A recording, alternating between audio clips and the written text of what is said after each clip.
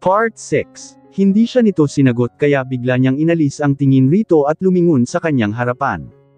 Halos manlaki ang kanyang mga mata nang halos malimpasan na pala nila ang mahabang garden at malapit na sila sa front door ng mansion. Malapit na tayo sa pinto, ibaba mo na ako, sabi niya rito. Ngumiti lamang si Lucas. Ayoko nga, hindi ba ito ang gusto ni Lolo na makita? Ayaw mo ba siyang maging masaya? Biglang tanong nito, napaisip naman siya bigla. Gusto niyang pasayahin syempre ang lolo nito pero hindi sa ganoong paraan. Bukod dito ay ginagawa lang ito ni Lucas para magmukha itong napakabuting asawa sa harap ng lolo nito. Alam niyang may lihim itong motive kung bakit nito ginagawa ang bagay na iyon. Nang makita ni Annie na malapit na sila ay bigla niya ulit binalingan si Lucas. Ibaba muna ako, sabi niya rito ngunit hindi ito tuminag kaya pinalo niya ang dibdib nito, baba muna ako sabi. Galit na sabi niya rito ngunit tinitigan lang siya nito. Nagulat na lamang siya nang bigla nitong sinabi na, kiss mo muna ako bago kita ibaba. Ano? Natigilan siya bigla sa sinabi nito. Sa 2 taon nilang pagsasama bukod sa nagniniig nga sila pero kailanman ay hindi pa sila naghahalikang dalawa. Bukod dito ay malapit na silang maghiwalay kaya mas tama lang din na hindi na sila dapat maghalikan pa. Nang makita ni Lucas na nag-alangan ito dahil sa sinabi niya ay bigla siyang nataranta at bahagyang nahiya dahil sa sinabi niya kaya mabilis niyang binaba si Annie sa lupa, wala lang, gusto lang kitang subukan. Talagang pinuprotektahan mo ang sarili mo para sa lalaking minamahal mo ah. Sabi niya rito. Biglang napatitig si Annie kay Lucas, naguguluhan. So sinabi lang nito ang bagay na iyon para asarin siya. Pero bakit sa tono ng boses nito ay parang nagseselos ito, asa? Ang lalaking tinutukoy nito ay walang iba kundi siya rin mismo. Kainin mo ang sarili mong selos, sabi niya sa kanyang isip. Sigurado siya na kahit hindi siya mahal ni Lucas ay hindi pa rin siya papayag na mahawakan siya ng ibang lalaki. Sabay silang pumasok sa loob at pagdating sa sala ay nakahanda na ang malawak na ngiti ni Annie, masaya siyang umikot pagkatapos ay sumigaw. Lolo, nandito na kami ni Lucas. Ngunit lumipas ang ilang minuto ngunit walang sumalubong sa kanilang matanda. Bagkus ay ang kanilang tito, Alex ang lumitaw mula sa kusina. Mabilis na ibinigay ni Lucas ang kanilang mga dala sa mga kasambahay upang iligpit at pagkatapos ay nilinggan niya ang kanyang tito. Tito, nasaan si Lolo? Tanong niya rito. Napagod siya kaya pinatulog ko na muna siya sa kwarto niya. Sagot naman nito. Bahagya siyang nagulat sa naging tanong nito at mabilis na napasimangot. Bigla niyang naalala ang sinabi ng kanyang ina sa kanya tungkol sa lagay ng kanyang lolo kaya mabilis niyang binalingan ang kanyang tito. Tito, sabihin nga ninyo sa amin ang totoo, lumalala ba ang sakit ni lolo nitong mga nakalipas na araw? Bumantang hininga ang kanyang tito bago ito sumagot. Sa totoo lang ay banilinan niya kami na huwag naming ipaalam sa iyo at kay Annie ang kalagayan niya dahil baka raw mag-alala kayo. Sa totoo lang ay nitong mga nakaraang araw ay mas lumalala ang sakit niya at laging pagod ang katawan niya kaya mas gusto niya na lagi na lamang nakahiga. Pag-amin nito, bigla namang nalungkot si Annie dahil sa narinig niya at bahagyang hinaplos ang kanyang puso nang marinig ang sinabi nito. Malubha ang sakit ng kanyang lolo at hindi niya alam kung ano ang gagawin niya ng mga oras na iyon. Pupuntahan ko siya sa kanyang silid para makita ko siya, sabi niya sa mga ito at hahakbang na sana. Siyang nang bigla na lamang hawakan ni Lucas ang kanyang kamay upang pigilan. Mamayang pagkatapos na nating kumain ng tanghalian at dalawa tayong pupunta sa silid niya. Sabi nito sa kanya, pero gusto nang makita si Lolo, pagpupumilit niya rito ngunit bumantang hininga kamang ito. Hindi mo ba narinig ang sinabi ni Tito Alex? Katutulog lang ni Lolo at kung gigisingan natin siya para batiin ay baka hindi na siya matulog. Hayaan mo na muna siyang magpahinga at mamaya na natin siya puntahan, sabi nito. Bigla niya namang naisip ang sinabi nito at kung tutuusin ay may sense naman iyon. Naisip niya rin na tama nga rin naman talaga ito kaya wala na lang. Bigla niya namang naisip ang sinabi nito at kung tutuusin ay may sense naman iyon. Naisip niya rin na tama nga rin naman talaga ito kaya wala na lang 3/5 siyang nagawa kundi ang tumango rito at pagkatapos ay sinabing, okay. Magandang tanghali po Sir Lucas at Ma'am Annie, alam ni Sir na pupunta kayo para manenggali rito kaya inutusan niya kaming bumili kaninang umaga ng maraming pagkain, lalo na itong king crab. Alam kasi ni Sir na mahilig kayong kumain at isa pa ay ibinili niya talaga sa amin na siguruhin naming masarap ang pagkakaluto ng mga pagkain. Sabing mayordoma sa kanila. Nang marinig ni Annie ang sinabi nito ay hindi niya maiwasan na hindi makaramadam ng kakaibang saya na tila ba hinaplos ang kanyang puso. Bagamat ulila na siya ngayon ay hindi nagkukulang ng pagmamahal na ibinibigay sa kanya ang lolo ni Lucas. Wala siyang naramdamang pangungulila dahil sapat na ang pagmamahal nito para punan ang pagkawalan ng kanyang ina. Masasabi niyang napakaswerte niya na nakikila niya ang matanda. Alam niyang umaasa ito na magiging maganda ang pagsasama nila ni Lucas ngunit pagkatapos lamang ng birthday nito ay kailangan na niyang sabihin rito ang totoo. Kailangan niyang personal na sabihin rito ang tungkol sa pagdidiborsyo nila ni Lucas, sa paglisip nito ay bigla na lamang kumirot ang kanyang dibdib. Ilang sandali pa ay inakay na siya ni Lucas patungo sa kusina. Ipinaghila rin siya nito ng upuan at ilang saglit lang ay naihain na sa kanilang harapan ang masasarap na putaheng ipinaluto ng kanilang lolo para sa kanila. Sinondukan siya ng Tito Alex ng king crab at inilagay sa tabi niya. Kainin mo na ito habang mainit pa, sabi nito sa kanya. Agad siyang ngumiti rito at nagpasalamat ngunit nang pagdampot niya ng kanyang kutsara upang kumuha sana ay bigla na lamang siyang nakaramdam ng pagkahilo at tila umasim rin ang kanyang sikmura dahil sa pagkakaamoy niya sa amoy ng king crab. Mabilis siyang kumilos at tumayo mula sa kanyang kinauupuan at tumakbo sa banyo upang samuka.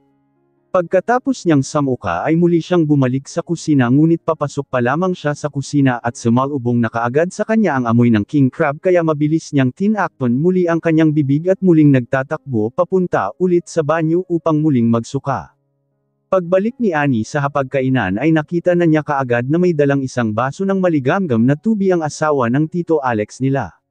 Sinalubong siya nitong nakangiti at pagkatapos ay inabot nga sa kanya nito ang baso na hawak nito. Balita ko ay na-hospital ka nitong nakaraang araw hiha, mukhang matamlay ka.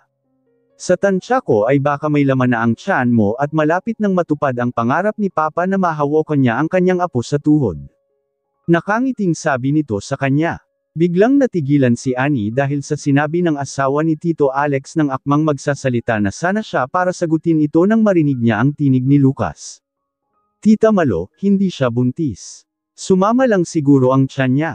Agap nito. Pero Lucas, base sa experience ko ang pagsusuka kapag nakakaamoy ng pagkain ay isang sintomas na maaaring buntis ang isnag babae at nakita mo naman kung paano siya nagtatakbo Euro, imposible ang sinasabi mo Tita Malo, putol nito sa sinasabing kanilang tiyahin. Nakita niya rin kung paano sumimangot si Lucas dahil sa sinabi nito. Gusto niya sanang isagot rito kanina na lagi silang gumagamit ng contraceptive at umiinom din siya gabi-gabi ng pills ngunit nagdalawang isip siya, dahil baka kapag sinabi niya ito rito ay umabot iyon sa matanda kaya ngumiti na lamang siya upang sumigla ang itsura niya.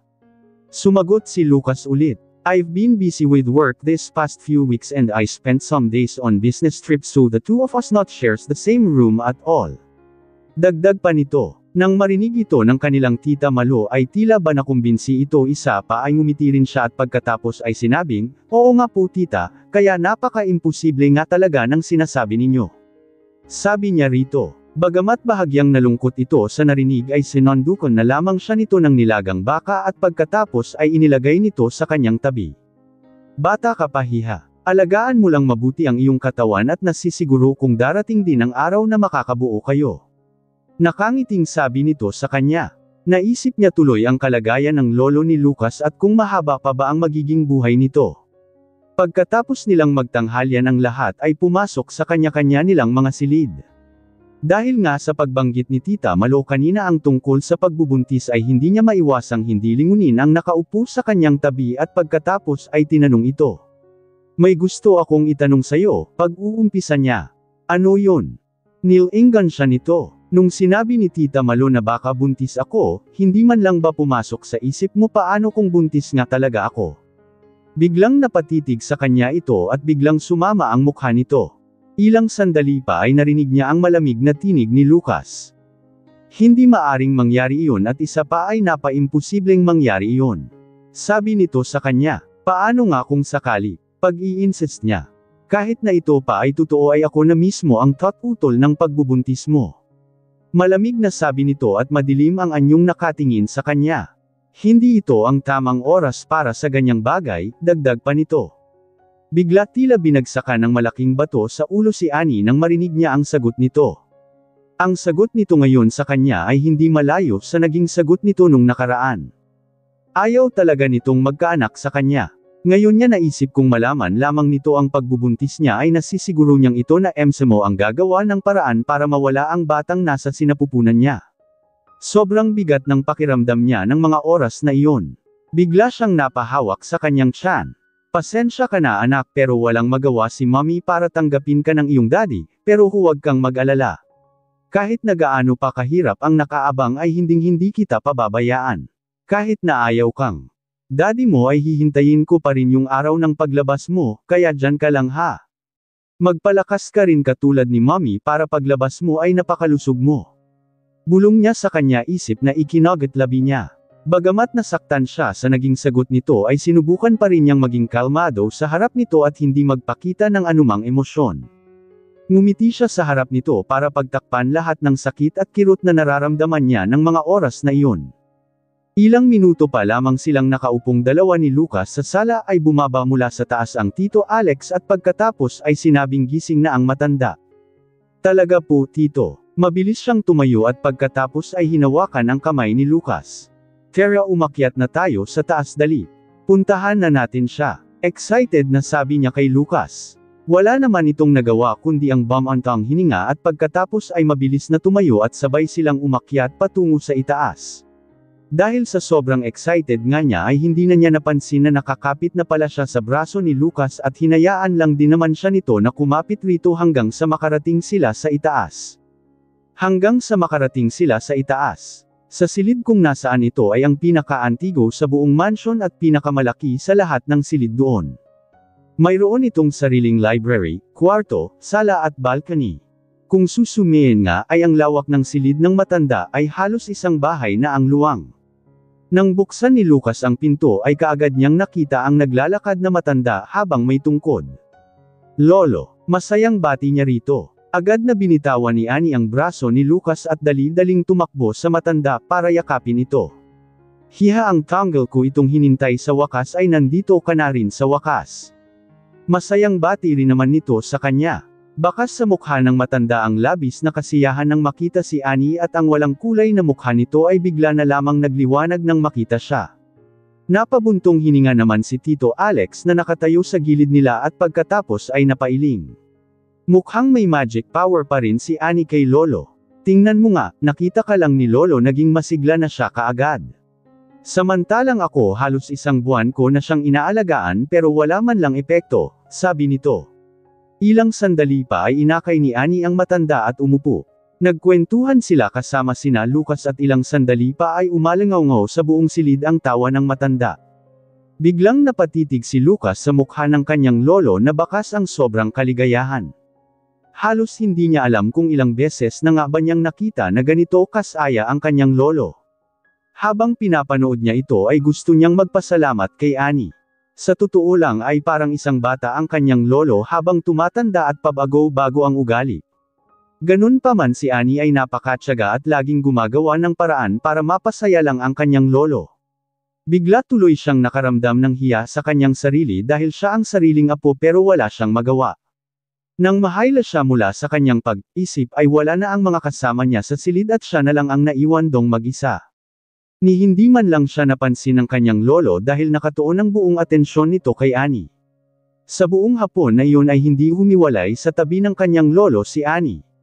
Sinamahan niya itong magkape, manood ng TV at nakipagkwentuhan rin ito rito nang walang kasawa-sawa.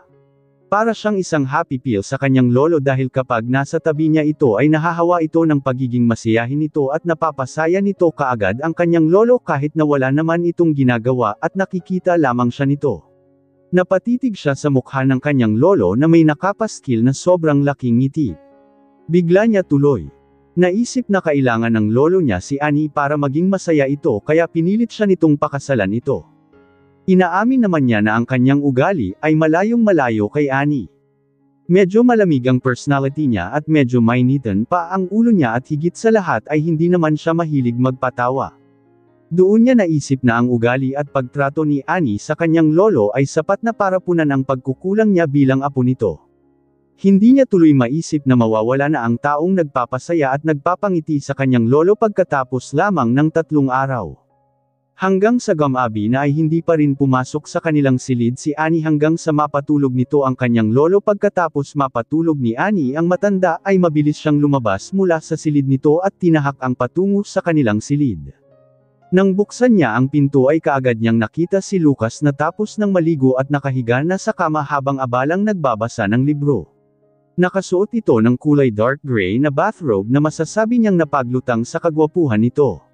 Hindi tuloy napigilan ng puso niya ang hindi bumilis ang tibok nang makita ito. Mabilis siyang nagtuloy-tuloy sa kanyang paglalakad upang pagtakpan ang kanyang nararamdaman at dumiretso sa harap ng cabinet. Ang lalaking ito, kung wala din naman siyang gagawin ay bakit hindi na lamang siya humiga sa kama at hintayin siya pagkatapos niyang maligo at tuldok-tuldok. Hindi niya napigilan na hindi mamula sa kanyang naisip.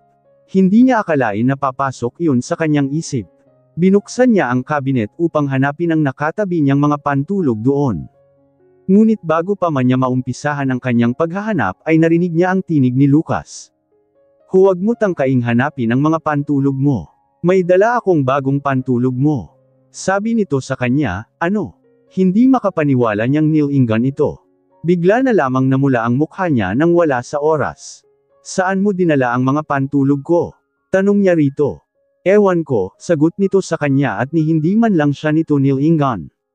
Dahil sa naging sagot nito ay mabilis niyang hinalughog ang cabinet upang hanapin doon ang kanyang mga pantulog ngunit wala siyang makita kahit isa man sa mga ito. Bigla na lamang nitong itinuro ang banyo. Inilagay ko doon dahil halos maghapon mong inalagaan si Lolo ay iniligay ko na doon para sayo. Sabi nito. Hindi siya nakasagot dahil sa sinabi nito. Sa mansyon na ito ay may nakatago talagang ilang set ng pijamas sa cabinet ng kanilang silid doon kapag pumunta sila doon. Ilang sandali pa nga ay mabilis siyang pumasok sa banyo upang tingnan doon ang sinasabi ni Lucas na pantulog niya. Akala niya ay ang kanyang pantulog ang maabyutan niya doon sa loob ng banyo ngunit mapangiwi siya nang makita niya ang isang nakasabit na ling-iri sa banyo na kulay itim. Isang set iyon na may kasama na ring panty na halos wala na ring tinakpan. Habang nakatingin siya rito ay hindi niya maiwasang hindi kilabutan at hindi lang basta iyon inilagay sa banyo kundi isinabot pa talaga na akala mo ay isang suit. Hindi niya ma-imagine ang sarili niyang nakasuot ng damit na iyon. Pakiramdam niya ay wala na siyang itinago lalo na sa harap ni Lucas kahit na ilang beses na rin naman nitong nakita ang katawan niya. Ang tagal niyang tumitig doon at pagkatapos ay nagpasya na hindi niya isusuot iyon. Lumabas siyang ng banyo at nang makita siya ni Lucas na hindi pa rin siya nakakaligo hanggang sa mga oras na iyon ay nagsalubong ang mga kilay nitong nakatingin sa kanya. Bakit hindi ka pa naliligo? Ang tanong nito. Ano kasi nag-aalangan siya at nag-isip ng ipapalusot niya. May sipon kasi ako baka mas lalo lang lumala kapag iyon ang isinuot ko. Gusto ko sana yung mahabang pantulog, nahihiyang sabi niya rito. Sige, bibilhan kita bukas, sabi nito at muling itinuon ang tingin sa binabasa nitong libro. Bigla siyang nataranta dahil sa naging sagot nito. Bakit kailangan bang ipagpabukas iyon? Hindi na siya makakapaghintay pa. Inilibot ni Annie ang kanyang paningin sa buong silid at pagkatapos ay napabuntong hininga. Binalingan niya si Lucas. Nasaan ang mga pijama ko? Tanong niya rito. Tinapon ko, mabilis na sagot nito. Ano? Hindi makapaniwalang tanong niya rito dahil sa sinabi nito. Tinapon niya ang mga pijama ko. Ano? Hindi makapaniwalang tanong niya rito dahil sa sinabi nito. Tinapon niya ang mga pijama ko. Pakiramdam ni Annie ng mga oras na iyon ay tila ba nagkakamali siya ng kanyang narinig. Bakit naman ito itatapon ang kanyang pijama? Anong sabi mo? Itinapon mo ang mga pijama ko. Ulit niyang tanong rito. Pinigil niya ang kanyang sarili na huwag magalit dahil hindi pa naman sisigurado sa narinig niya. Oo, sagot nito na malinaw niyang narinig. Lucas galit na banggit niya sa pangalan nito. Napahawak siya sa kanyang baywang at humarap rito. Ipaliwanag mo nga sa akin kung bakit kailangan mong itapon ang mga iyon. Alam mo namang sinusuot ko ang mga iyon, sabi niya rito habang salubong ang mga kilay niya. Ang mga design nun ay mga napaka-cute pang tapos ay itinapon mo lang. Hindi makapaniwalang sabi niya, "Ano ka bata?" Tanong naman nito na mas lalo lamang nagpagalit sa kanya. Anong sinasabi nitong bata? Napaka-cute ng mga iyon. Si Doraemon, si Pikachu at may Tom and Jerry pa. Ani dalaga ka pa noong binili mo ang mga pijama mong iyon pero ngayon. Ibiniti nito ang sinasabi. Ano? Ituloy mo, inis na sabi niya rito. Ngayon ay may asawa ka na at hindi na talaga pa, sagot nito. Pagkatapos nitong sabihin ang mga iyon ay bigla na lamang itong napaubo at yumuko pagkatapos ay nagkunwaring nagbabasa pero sa tingin niya ay pigil nito ang pagtawa. Pinagtatawanan nito ang mga pijama niya at sinasabi nito na isip bata pa rin siya. Biglang namula ang kanyang mukha na tila ba isang kamatis dahil rito. Nagmamaktol na bumalik siya sa banyo upang maligo. Wala na siyang pagpipilian pa kundi ang isuot ang tila kurtinang damit na iyon. Pagkatapos niyang maligo ay isinuot na nga niya ang damit at halos patakbong nagtungo sa kama. Mabilis siyang sumamp doon at pumailalim sa kumot at mabilis na ibinalot ang sarili rito. Nang makahiga na siya ng tuluyan ay biglang ibinaba ni Lucas ang binabasa nitong libro at pagkatapos ay nilingon siya habang itinitiklop nito ang libro. Sa tingin mo hindi kita mapapansin sa kabila ng pagbabasa ko? Tanong nito. Hindi niya nagsalita. Nasisiguro niya na sinasadya ni Lucas na asarin siya jalo na at alam nitong nahihiya siya. Katatapos niya lang maligo ngunit namumula na naman ang buong mukha niya. Sa pagkakataong ito ay mas namula pa lalo ang mukha niya. Mukhang alam na alam mo kung paano ako asarin, sabi niya at pagkatapos ay mabilis na hinayla ang kumot at kinumutan rin ang kanyang ulo. Ngunit bigla na lamang hinawakan ni Lucas ang kumot at pagkatapos ay hinayla ito upang lumabas ang kanyang ulo mula sa kumot. Pinigilan niya ito ngunit hindi niya napigil ito kaya nahila nito ang kumot ng tuluyan. Humihingal si Annie at pulang-pula ang kanyang mukha. Bakit ba napakahilig mong magtago sa ilalim ng kumot? Tanong nito sa kanya. Mabango ba ang hangin sa loob? Dagdag pa nito at pagkatapos ay galit na tiningnan niya ito na iniisip ang dahilan kung bakit nito iniinis. Bakit ba kasi? Sino ba kasing nagsabi sa'yo na kulitin mo ako ha? Inis na sabi niya rito. Sino ba nagsabi na inaasar kita? Nanlaki ang kanyang mga nang biglang bumaba ang mukha ni Lucas sa kanya at halos ang mainit na hininga nito ay tumatama na sa kanyang mukha. Ani huwag mong kalimutan na hindi pa tayo hiwalay. Sabi nito, hindi ko nakakalimutan, huwag kang mag-alala. Sabi niya rito at pagkatapos ay sinubukang iiwas ang kanyang mukha mula rito ngunit hindi niya nagawa. So sa ngayon, we are still husband and wife. Paano kung gusto ko na ibigay mo sa akin ngayon ang obligasyon mo? Tanong nito habang nakatitig sa kanyang mga mata. Napalunok siya at pagkatapos ay itinulak ito at umupo sa kama. Bumabawi ka ba sa akin dahil naistorbo ko ang moment niyo ni Trisha kanina? Kaya inaasar mo ako at sinusubukan mo ako? Tanong niya rito. Ang mga matem na mata nito ay tumitig sa kanya. Itinaas niya ang kamay nito at pagkatapos ay hinaplos ang buhok niya at pagkatapos ay inipit sa kanyang tenga ang mga buhok niya na nahulog sa kanyang mukha at pagkatapos ay mahinang bamulong sa kanya. Pasensya ka na, hindi ko sinasadya. Gusto ko lang tingnan kung mapreprotektahan mo ba ang sarili mo sa future, sabi nito. Lalo na sa mga lalaki, iingat ka, bilin nito sa kanya. Nagsalubong ang kanyang mga kilay dahil sa sinabi nito pagkatapos ay nagtanong. Lalaki ka rin di kasama ka sa mga iyon? Tanong niya rito. Tumango ito sa kanya at pagkatapos ay sumagot. Well oo, kasama din ako. Habang nakatitig siya kay Annie ay walang nakakaalam kung paano niya sobrang pinipigil ang kanyang sarili. Pinigilan niya ang kanyang sarili na hawakan at hagkan ang mga labi nito at mas lalong pinigil niya ang sarili niyang angkinin ito doon sa kamang iyon ng mga oras na iyon. Hinintay niya munang makatulog si Annie bago siya tumayo mula sa ama at nagtungo sa balkonahe. Tahimik ang buong paligid, napatingala siya sa kalangitan at nakita niya ang napakaraming bituin doon. Pinulot niya ang sigarilyo na nasa lamesa at nagsindi ng isa. Humithit siya at pagkatapos ay nagbuga ng usok at habang nakatitig sa mga bituin ay hindi niya maiwasang hindi magsalubong ang mga kilay. Ang 2 taon ay hindi mahaba at hindi rin ganon kaikli. Nang mga oras na iyon ay na-realize niya na hindi niya pala kayang lokohin ang sarili niya. Malaki na ang ipinagbago ng desisyon niya ngayon. Noong bagong kasal sila ay inaabangan talaga niya ang pagdating ng ikatlong taong pagsasama nila at sobrang naiinip na rin siya noon para makuha na nila ang kanilang marriage certificate at mag-file ng divorce katulad ng pinagkasunduan nila, ngunit ngayon ay tila ba ayaw na niya. Maganda si Annie, mabait, cute at matalino. Kapag pumapasok sa kanyang isip na hahawakan ng iba ang kamay nito at yayakapin ng ibang lalaki ay hindi niya mapigil ang makaramdam ng inis. Ayaw niya na may humahawak sa pag-aari niya dahil kahit na papano ay siya pa rin ang asawa niya. Kapag tuluyan na nga silang naghiwalay nito ay matatapos na ang pagiging magkakakilala nila at malaya na itong gawin ang lahat ng gusto nito at higit sa lahat ay makakasama na nito ang lalaking napupuswan nito. Napapikit ng mariin si Lucas at pagkatapos ay sinabi sa sarili na iyon nga talaga ang mangyayari. Napabuntong hininga siya at pagkatapos ay pinatay ang sigarilyo at bumalik sa loob ng silid upang matulog. Dumating na nga ang araw ng birthday ng matanda. Inagon ni Annie na gumising ng maaga para maaga siyang makapagbihis at siya ang unang babati sa matanden, ngunit nang bumangon siya sa kama ay nagulat siya dahil siya na pala ang huli ng gumising dahil si Lucas nang bumangon siya ay nakabihis na at nakasuot na ng suit na may ribbon pa sa leeg. Napatitig siya kay Lucas habang nakasuot ng suot at pinagmamasdan ang kabuuan nito. Wala man lang makikitang kahit na anumang gusot sa suot nitong kulay itim na suit na mas lalong nagpamukha sa kanya na napaka-elegante at napakagwapo nito. Habang pinagmamasdan niya ito ay hindi niya mapigilan na hindi mapabuntong hininga. May mga tao talagang ipinanganak na kahit na anumang ay damit ay napakagwapo at napakaganda pa rin, at may iba naman na kahit anong ganda ng damit ay hindi pa rin nagbabago ang itsura.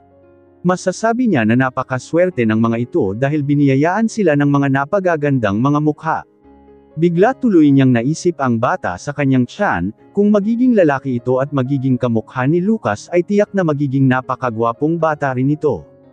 Napakaaga pa, bakit hindi ka muna matulog? Tanong sa kanya ni Lucas. Nang makita siya nitong bumangon mula sa kama ay hindi nito mapigil ang hindi mapatitig sa kanya. Napailing siya dahil sa tanong nito. Birthday ngayon ni Lolo. Dapat nga ako ang unang papasok sa silid niya upang batiin siya ng happy birthday Sagot niya rito. Bumantang hininga ito. Kung ganon ay siguradong huli ka na dahil nauna na sila mommy at daddy. Sabi nito at hindi siya nakasagot. Anong oras na ba? Hindi niya napigil ang tanungin ang kanyang sarili. Mabilis siyang nakabawi mula sa pagkagulat at pagkatapos ay napabuntong hininga na lamang din. Hindi ko naman kailangang makipag-unahan kina mommy at daddy, isa pa apo lang ako at sila ay anak at manugang, at bilang isang apo ay gusto kong ako ang pinakaunang apo niya na babati sa kanya. Sagot niya rito. Nang matapos siyang magsalita at nilingon si Lucas ay wala na ito sa harap niya at nasa tapat na ng pinto, palabas na ito. Tumigil ito at pagkatapos ay nilingon siya. Pasensya ka na Mrs. Montenegro pero hindi ka mauuna na batiin siya, sabi nito. Agad namang napataas ang kanyang kilay dahil sa sinabi nito. Sino naman ang nagsabi sa'yo? Nakataas noong tanong niya rito. Itinuro ni Lucas ang kanyang sarili mula ulo hanggang paa. Nakabihis na ako at pupunta na ako sa silid niya ngayon, nangingiting saad nito. Hindi naman siya naapektuhan sa sinabi nito at pagkatapos ay sinabing, di pumunta ka. Kapag nakita ka ni Lolo na mag-isa ay siguradong iisipin nun na iniwan mo na lang ako rito at hindi man lang hinintay. Sa tingin mo magugustuhan ni Lolo na hindi tayo makitang magkasama na babati sa kanya? Tanong niya rito. Nakita niyang natigilan ito at pagkatapos ay napapikit at napabuntong hininga. Alam niyang may sense ang sinabi niya kaya nang magmulat ito ng mga mata ay tiningnan nito ang suot nitong relo sa kamay at nilingon siya. I'll give you 15 minutes, sabi nito na ikinatango niya at mabilis na bumaba ng kama. Okay, mabilis niyang sagot rito. Kahit nakakaunti lamang ang ibinigay ni Lucas sa kanyang oras ay hindi niya iyon pinroblema dahil naligo naman siya kagabi at mabilis lang naman siyang magbihis. Nang hilamos lang siya ay nagmumag pagkatapos ay nagbihis na at inayos ang kanyang buhok. Sa kanyang mukha naman ay hindi na niya masyadong pinroblema pa dahil maganda naman ang kanyang balat at takot rin siya na maglagay ng makapal na make-up dahil baka mamaya ay manggoti siya. Bukod pa doon ay wala siyang balak na dumalo sa birthday party ng lolo nila bilang asawa ni Lucas Montenegro. Nang makita siya ni Lucas na hindi suot ang nakahanda niyang damit para sa party ay kaagad na napakunot ang noo nito habang nakatingin sa kanya. Bakit hindi mo isinuot yung nakahandang damit mo? Tanong niyo at tiningnan siya nito mula ulo hanggang paa. Napailing ito. Ang mga nakasuot lang ng mga formal na damit ay ang mga tao na malalapit sa pamilya at mga kamag-anak. Isa pa kung isusuot mo iyon ay tiyak na malalaman na nilang ikaw ang aking asawa, ayaw mo ba nun? Kunot pa rin ang noo nitong tanong sa kanya. Umiling siya at mabilis na sumagot. Hindi na nila ako kailangan pang makilala, isa pa ay malapit na tayong maghiwalay. Mas maganda na lang din iyon na walang nakakakilala sa akin ni isa man sa kanila, sagot niya. Pero paano si Lolo? Ano ang sasabihin niya kapag nakita kanya na ganyan ang suot mo? Tanong nito sa kanya. Ngumiti siya rito. Ako nang bahala kay Lolo. Tiyak na makukubansi ko siya na ganito na lamang ang suot ko.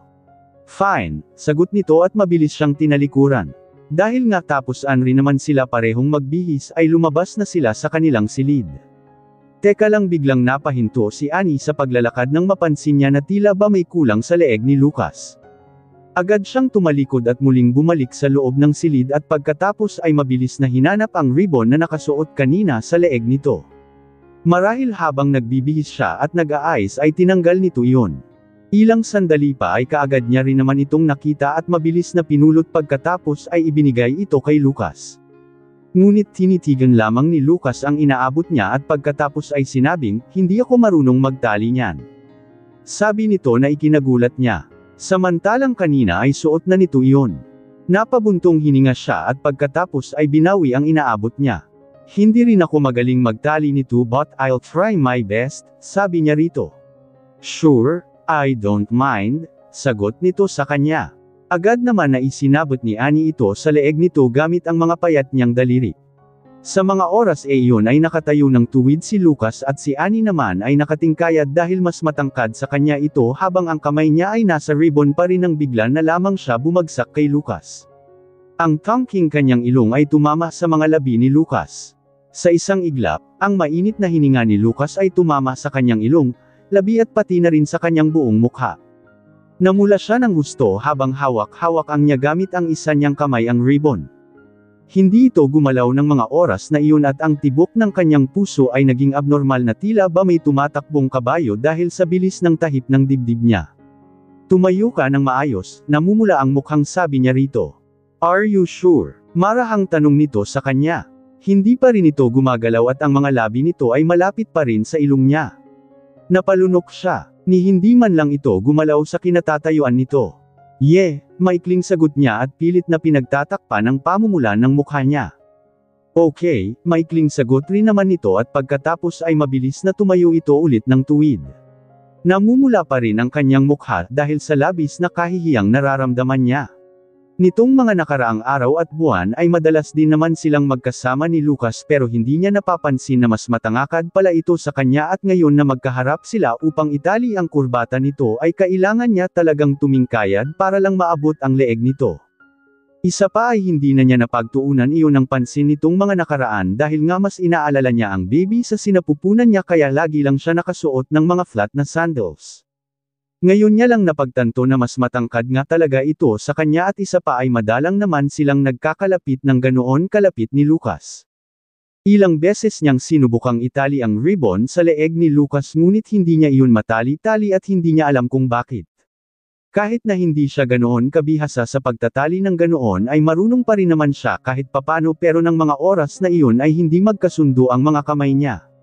Mukhang nahihirapan kayata. Natatawang tanong sa kanya ni Lucas maya-maya. Agad niyang tiningnan ito at pagkatapos ay sinaman ng tingin at sa sobrang inis niya ay itinulak niya ito at mabilis na padebog na ibinigay rito ang ribbon. Ikaw na lang ang magtali niyan, hindi ko na yan itatali pa, inis na sabi niya rito. Hindi niya itinago ang inis niya rito at mabilis itong tinalikuran ngunit ilang sandali lamang ay bigla na lamang hinawakan ni Lucas ang kanyang palapulsuhan at hinayla siya pabalik sa harap nito. Nagulat siya nang bigla na lamang siya nitong hinayla sa likod nito at pagkatapos ay maingat na binuhat siya at iniupo doon. Let's finish this, sabi nito at pagkatapos ay iniabot nitong muli sa kanya ang hawak nitong ribbon. Mabilis niyang kinuha iyon at inupimpisahang ilagay iyon sa leeg nito at nang patapos na siya ay mabilis siyang natigilan. Parang pamilyar sa kanya ang ganoong eksena. Biglang pumasok sa siip niya na ganitong ganito ang napapanood niya sa mga K-drama na pinapanood niya at ngayon ay hindi niya akalaing mararanasan niya ito. Itinuon niya ang kanyang atensyon sa pagtatali upang tuluyan na nga itong matapos. Sa totoo lang ay hindi naman talaga siya noon marunong magtali ng mga ganoon dahil hindi naman niya kinamulatan ang may mga dinadaluhang mga okasyon simula bata pa siya, ngayon niya na lamang nararanasan ang mga iyon noong nasa pamilya na siya ng mga Montenegro. Nang malaman niyang ikakasal na nga siya kay Lucas ay mabilis siyang nanood ng video tutorial kung paano ang pagtatali ng mga ganoon at pati kurbata. Inaral niya ang mga iyon, dahil alam niya bilang asawa ng isang mayamang tao ay dapat na matutunan niya iyon kaya hindi siya tumigil hanggat hindi niya iyon natututunan. Na-imagine na kasi niya ang magiging setup nila pagkatapos nilang ikasal na tuwing umaga ay ipagluluto niya ito ng breakfast at itatali niya ang kurbata nito bago ito pumasok sa trabaho dahil iniisip niya na ang ganoong bagay ay trabaho niya bilang asawa nito ngunit pagkatapos nilang magpakasal ay hindi man lang siya nito pinagsuot man lang ng isang kurbata nito kahit isang beses man lang. Kaya sa katunayan ay iyon ang unang beses na susuutan niya ito at iyon din ang magiging huli dahil bukas na bukas ay kailangan na nilang asikasuhin ang paghihiwalay nila. Pagkatapos niyang maitali iyon ay mabilis siyang nitong ibinaba muli mula sa lamesa at pagkatapos ay hawak-hawak ang kamay niya nito nang maglakad silang dalawa. Pagbaba nila ay kaagad niyang nakita ang setup, ang bulwagan ng pamilya Montenegro ay pinalamutian na may motif na kulay red. Ayon kasi sa kwento ay ang nanay daw ni Lolo ay Chinese kaya medyo na-adapt din ng pamilya ang kultura ng mga ito kaya ito marahil ang napili nilang kulay ng magiging tema. Yulay ng magiging tema. Nakita niya kaagad ang birthday celebrant at nakasuot ito ng tradisyonal na kulay pulang damit para sa kaarawan. Ang buhok nito ay nakaayos ng maayos at tila ba nakapamada at nakakaapekto ang kulay pulang damit nito para magmuha itong masigla. Mabilis silang lumapit rito. Lolo ako at si Lucas ay bumabati sa inyo ng happy birthday for your 80th birthday. Wala kaming hinihiling sa Diyos kundi ang magkaroon ka pang mahabang buhay at healthy na pangangatawan. Nakangiting sabi niya rito. Pagkatapos niyang sabihin iyon ay sabay sila na yumuko ni Lucas at iniabot rito ang kanilang regalo para sa kanilang lolo. Inabot ng matanda ang kanilang regalo at pagkatapos ay pinatayo na silang dalawa ng maayos. Nginitian sila nito at pagkatapos ay sinabing, "Salamat mga apo ko sa regalo ninyo." Sabi nito at pagkatapos ay nagpaalam na rito. Napuno ng tawanan ang buong sala dahil sa mga bumabati sa kanilang lolo. Ngunit ilang sandali lang ay bigla na lamang lumapit sa kanila si Lian, ang mommy ni Lucas. "Ani, Lucas pumunta kayo sa pintuan upang salubungin ang mga kaibigan at mga kamag-anak na darating rito." Sabi nito sa kanila at pagkatapos nitong magsalita ay mabilis itong lumingon sa kanya. "Bakit ganyan ang suot mo? Hindi mo ba nakita ang damit na ipinahanda para sayo? Halika sasamahan kita, palitan mo yang damit mo," sabi nito sa kanya. "Kita, palitan mo yang damit mo," sabi nito sa kanya. Naikuyom ni Ani ang kanyang mga kamay at pagkatapos ay humugot ng malalim na buntong hininga. "Mommy nakita ko yung damit pero naisip ko kasi na ayaw kong makilala ngayon bilang asawa ni Lucas." Sagot niya rito. Napatingin sa kanya ito at pagkatapos ay bahagyang nangunot ang noo, "Hiha, you've been married to Lucas for 2 years already. Kung hindi ka namin na ipapakilala sa mga tao ngayon ay kailan pa?"